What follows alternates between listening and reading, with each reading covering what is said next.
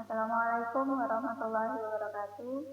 Di sini saya sebagai moderator kelompok 3 dari program studi Magister Pendidikan Fisika 2020. Kami akan menjelaskan hasil diskusi kami mengenai aksiologi nilai kegunaan ilmu fisika.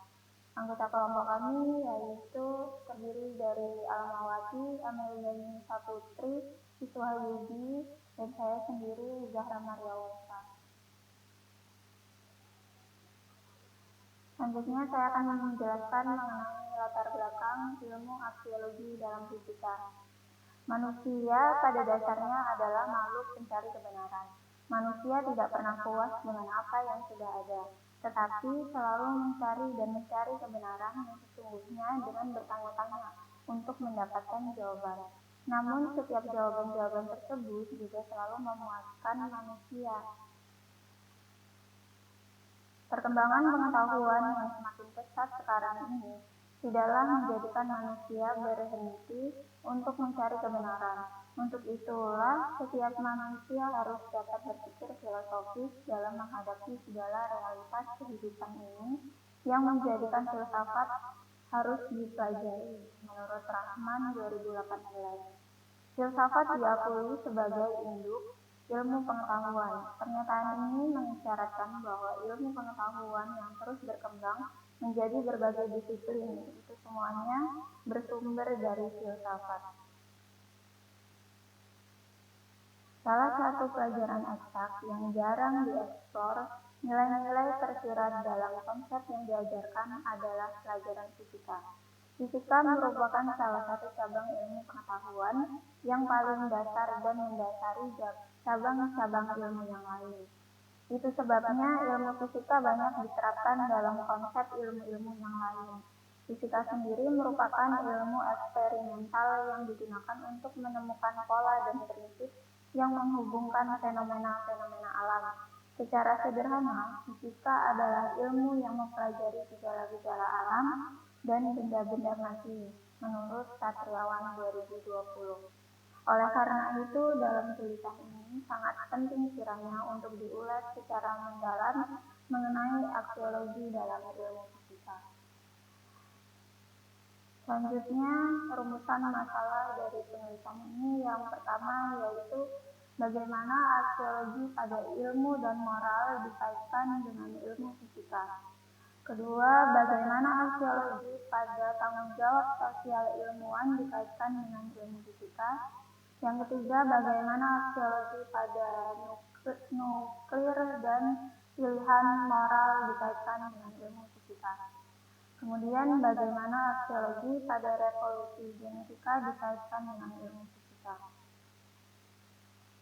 Selanjutnya yaitu pembahasan mengenai ilmu dan moral dalam aksiologi terkait ilmu fisika. Peradaban manusia sangat berhutang kepada ilmu dan teknologi. Berkat kemajuan dalam bidang ini, maka pemenuhan kebutuhan manusia bisa dilakukan secara lebih cepat dan lebih mudah di samping penciptaan berbagai kemudahan di bidang-bidang seperti kesehatan, pengangkutan, pemukiman, pendidikan, dan komunikasi. Ilmu bukan saja digunakan untuk menguasai alam, melainkan juga untuk menerangi sesama manusia. Perkembangan ilmu sering merupakan faktor manusia, di mana bukan lagi teknologi yang berkembang seiring perkembangan dan kebutuhan manusia, namun justru sebaliknya manusialah yang akhirnya harus menyesuaikan diri dengan teknologi. Teknologi tidak lagi berfungsi sebagai sarana yang memberikan kemudahan manusia, melainkan dia berada untuk tujuan eksistensinya sendiri. Manusia sering dihadapkan dengan situasi yang tidak bersifat manusiawi, terpenjara dalam kisi-kisi teknologi yang merampas kemanusiaan dan kebahagiaan. Selanjutnya yaitu dasar aksiologi dalam beberapa ilmu fisika sebagai berikut. Yang pertama ada dasar aksiologi hukum Archimedes. Hukum Archimedes yang berbunyi, sebuah benda yang dicelupkan sebagian atau seluruhnya ke dalam zat cair akan mendapat daya ke atas seberat zat cair yang disediakan oleh benda itu. Berdasarkan temuan konsep fisika yang dilakukan oleh Archimedes, aliran filsafat yang dipengaruhi adalah filsafat empirisme dan realisme. Aksiologi membahas tentang manfaat yang diperoleh manusia dari pengetahuan yang didapatkannya. Aksiologi ilmu terdiri dari nilai-nilai yang bersifat normatif dan pemberian makna terhadap kebenaran dan kenyataan seperti yang dijumpai dalam kehidupan. Aksiologi menjawab untuk apa hukum Archimedes yang berupa ilmu itu dipergunakan, bagaimana kaitan antara cara penggunaan tersebut dengan kaidah-kaidah moral, bagaimana penentuan objek yang ditelaah berdasarkan pilihan-pilihan moral, bagaimana kaitan antara teknik prosedural yang merupakan operasionalisasi metode ilmu dengan norma-norma moral. Terdapat banyak dasar aksiologi dari hukum Archimedes yang sangat bermanfaat bagi kehidupan manusia. Karena tujuan diciptakannya hukum Archimedes ini adalah untuk memberikan manfaat dan kemudahan dalam kehidupan manusia. Beberapa di antaranya aplikasi hukum Archimedes yang mempermudah manusia antara lain pembuatan kapal selam dan kapal laut. Semuanya itu merupakan nilai aksiologi dalam hukum Archimedes. Yang kedua adalah dasar aksiologi hukum Pascal.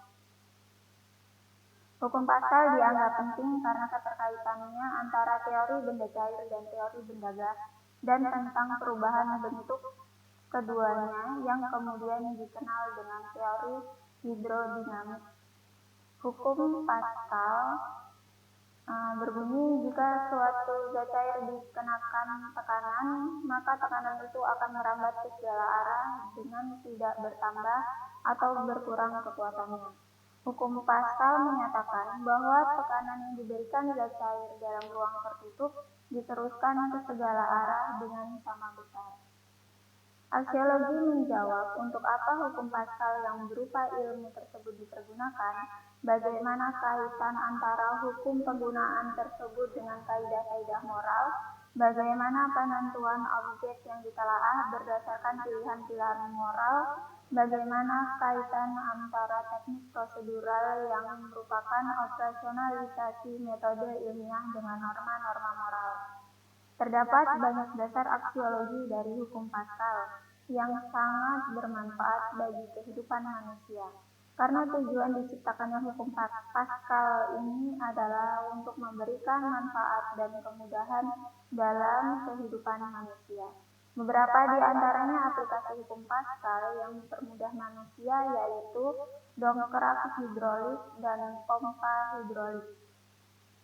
Semuanya itu merupakan nilai aksiologi hukum Pascal. Menurut Plebe 2015. Baik, cukup sekian. Selanjutnya akan dijelaskan oleh materi berikutnya. Terima kasih. Baik, selanjutnya tanggung jawab sosial ilmuwan dalam aksiologi terkait ilmu fisika. Sebelumnya, kita harus mengetahui apa itu ilmu.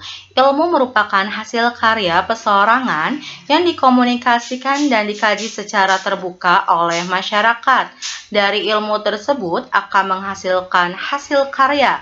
Hasil karya yang diterima sebagai bagian dari kumpulan ilmu pengetahuan dan digunakan oleh masyarakat harus memenuhi syarat-syarat keilmuan.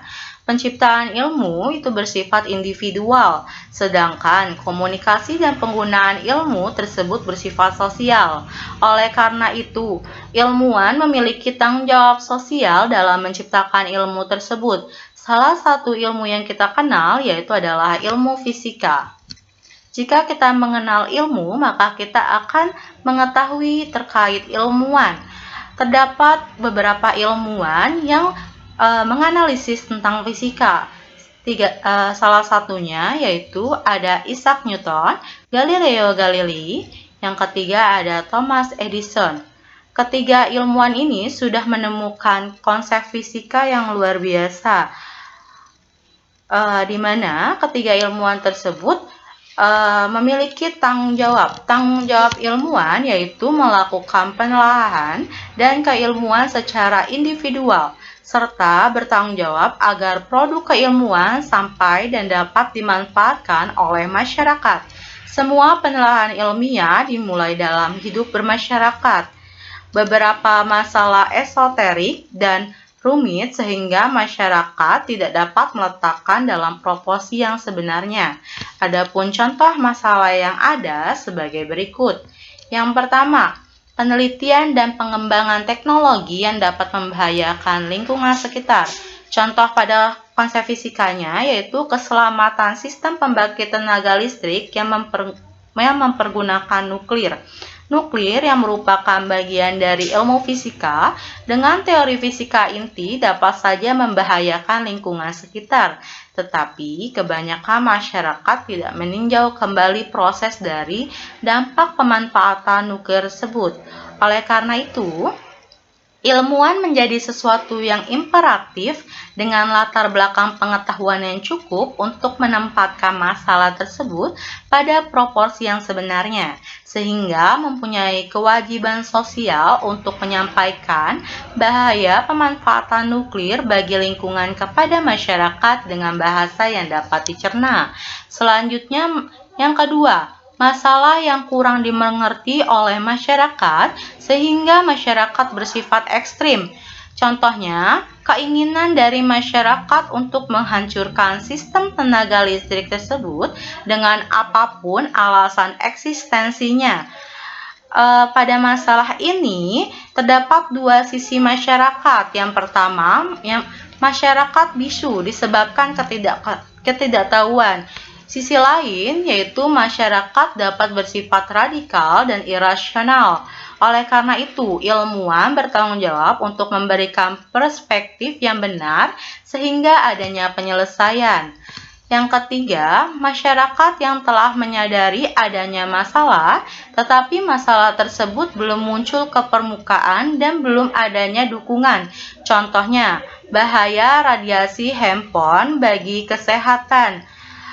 Pada contoh ini diketahui bahwa berdasarkan penelitian Dewi tahun 2015 memaparkan bahwa gelombang elektromagnetik pada handphone dapat mempengaruhi kadar glukosa darah. Pengaruh tersebut diperlihatkan dengan terpicunya HPA eksis oleh stresor yang dihasilkan oleh gelombang elektromagnetik, yang akhirnya dapat mengakibatkan peningkatan glukosa darah. Oleh karena itu, di sini ilmuwan berperan untuk harus tampil ke depan dan mempengaruhi opini masyarakat terhadap masalah-masalah tersebut. Yang keempat, masalah baru yang akan timbul disebabkan proses yang sekarang sedang berlangsung. Contohnya, berdasarkan informasi dari CNN Indonesia pada tahun 2018 memaparkan terkait prediksi ilmuwan dari bidang geofisika bahwa bumi berubah menjadi padang pasir pada tahun 2030. Pada contoh ini, diketahui bahwa ilmuwan mempunyai peran untuk meramalkan apa yang terjadi. Baik, selanjutnya akan dipaparkan oleh rekan saya. Baiklah, selanjutnya nuklir dan pilihan moral dalam aksiologi terkait ilmu fisika. Bidang fisika yang berkaitan dengan nuklir dan pilihan moral ialah berkaitan dengan cerita sejarah Albert Einstein dalam pembuatan bom atom. Pada tanggal 2 Agustus 1939, Albert Einstein menulis surat kepada Presiden Amerika Serikat, Franklin D. Roosevelt, yang memuat rekomendasi mengenai serangkaian kegiatan yang kemudian mengarah kepada pembuatan bom atom. Alasan Einstein merekomendasikan membuat bom atom ialah karena Jerman memperlihatkan tanda-tanda untuk membuat bom atom. Maka apabila hal itu terjadi, kemungkinan sekutu akan kalah. Hal inilah yang menyebabkan Einstein memutuskan untuk menulis surat tersebut dan merekomendasikan rencananya kepada Presiden Amerika Serikat. Apakah keputusan Einstein didasarkan kepada nasionalisme dan patriotisme? Jawabannya adalah tidak. Einstein bukanlah didasarkan kepada nasionalisme atau patriotisme. Dalam persoalan semacam ini, ilmu bersifat netral. Walaupun demikian, dalam kasus ini Einstein telah memilih untuk berpihak kepada sekutu. Einstein seperti ilmuwan yang lain berpihak kepada kemanusiaan yang besar. Kemanusiaan ini tidak mengenal batas geografis, sistem politik, atau sistem kemasyarakatan lainnya. Einstein memihak sekutu karena menurut anggapannya, sekutu mewakili aspirasi kemanusiaan. Sekiranya sekutu kalah, maka yang akan muncul di muka bumi adalah rezim yang tidak berperi kemanusiaan. Untuk itu, seorang ilmuwan tidak boleh berpangku tangan, dan ilmuwan harus memiliki sikap berpihak kepada kemanusiaan atau tetap bungkam. Salah satu musuh kemanusiaan yang besar adalah kesengsaraan, maka tugas ilmuwanlah untuk menghilangkan atau mengecilkan terjadinya peperangan tersebut. Meskipun hal ini merupakan sesuatu yang hampir mustahil terjadi, perang merupakan fakta dan sejarah kemanusiaan yang sukar untuk dihilangkan. Walaupun demikian, Einstein sampai akhir hayatnya tidak jemu-jemunya menyuarakan agar manusia menghentikan peperangan dan perlombaan persenjataan. Menghadapi masalah tersebut, majalah Fortune mengadakan angket yang ditujukan kepada para ilmuwan di Amerika Serikat. Angket itu mengemukakan pertanyaan, apakah seorang ilmuwan harus menyembunyikan penemuan yang dianggapnya berbahaya atau dia mengemukakan saja penemuan tersebut. Adapun hasil angket tersebut menyimpulkan bahwa 78% ilmuwan tidak boleh menyembunyikan hasil penemuannya, apapun juga bentuknya, dan masyarakat luas, serta apapun juga yang akan menjadi konsekuensinya. Kenetralan seorang ilmuwan dalam hal ini disebabkan anggapannya bahwa ilmu pengetahuan merupakan rangkaian penemuan yang mengarah kepada penemuan selanjutnya. Kemajuan ilmu pengetahuan tidak melalui loncatan-loncatan, melainkan melalui proses kumulatif secara teratur.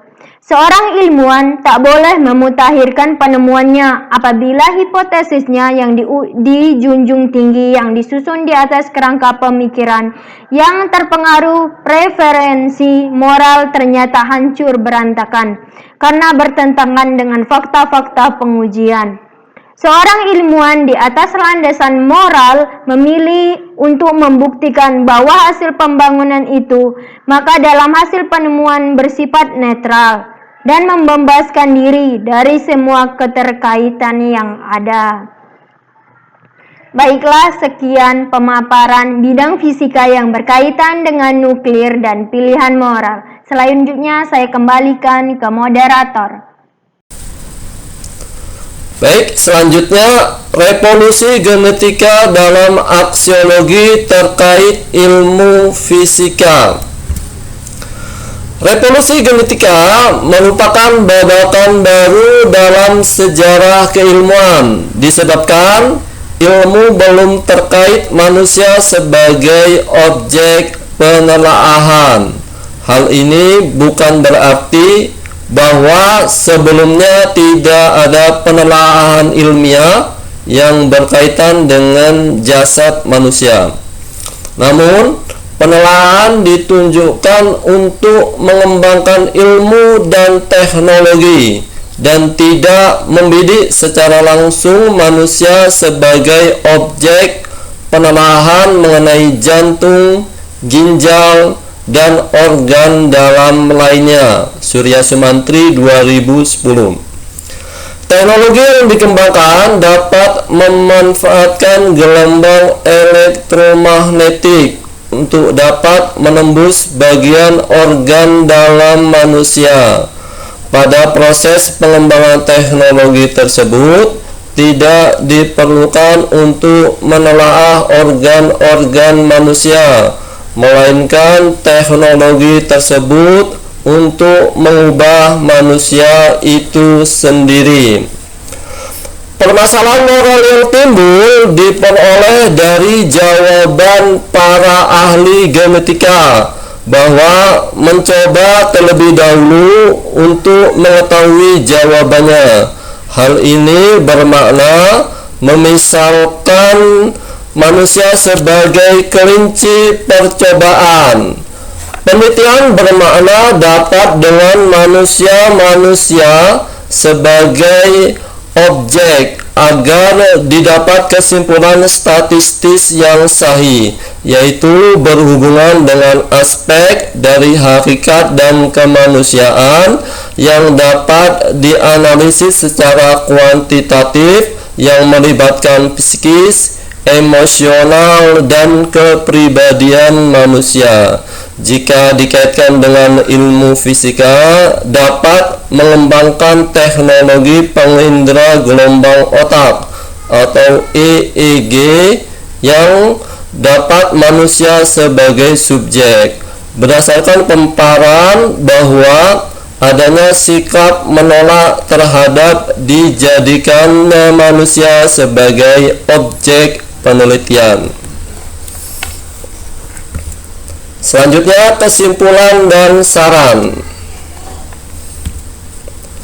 Kesimpulan yang pertama, aksiologi membahas tentang manfaat yang diperoleh manusia dari pengetahuan yang didapatnya. Aksiologi ilmu terdiri dari nilai yang bersifat normatif dalam pemberian makna terhadap kebenaran atau kenyataan seperti yang dijumpai dalam kehidupan, yang menjelajahi berbagai kawasan seperti kawasan sosial, kawasan simbolik, ataupun fisik material. Yang kedua, ilmuwan memiliki tanggung jawab sosial dalam penelaahan ilmiah pada penelitiannya, seperti bertanggung jawab dalam penelaahan dan keilmuan secara individual, serta bertanggung jawab agar produk keilmuan fisika sampai dan dapat dimanfaatkan oleh masyarakat. Ilmuwan saintis harus tanggap dengan masalah lingkungan yang ada, seperti gejala fisika dalam kehidupan sehari-hari. Yang ketiga, dalam sejarah Einstein yang menceritakan pembuatan bom atom, dalam hal ini ilmuwan harus bersikap netral dan tidak memihak siapapun. Kenetralan menjadikan ilmu bersifat universal dan ilmu mengabdi kepada kemanusiaan dengan menyumbangkan penemuan-penemuan yang didapatkannya lewat kegiatan ilmiah. Adanya sikap menolak untuk menjadikan manusia sebagai objek penelitian, tetapi membuat manusia sebagai subjek penelitian, sehingga dapat mengembangkan teknologi seperti teknologi fisika alat pengindra gelombang otak atau EEG. Selanjutnya, saran pada penulis selanjutnya untuk makalah aksiologis pada nilai kegunaan ilmu fisika dapat menambahkan referensi ilmu fisika lainnya pada materi tersebut. Sekian presentasi dari kelompok kami. Terima kasih atas perhatiannya. Assalamualaikum warahmatullahi wabarakatuh.